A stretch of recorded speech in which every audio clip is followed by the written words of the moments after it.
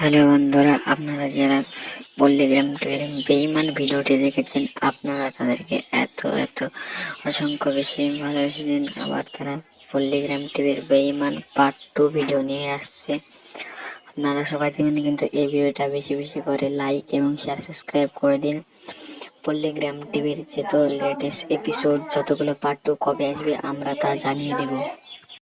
আপনারা আমাদের চ্যানেলটিকে সাবস্ক্রাইব করে দিন। আমরা যত পল্লীগ্রাম টিভির বেঈমান পার্ট 2 আমাদের সামনে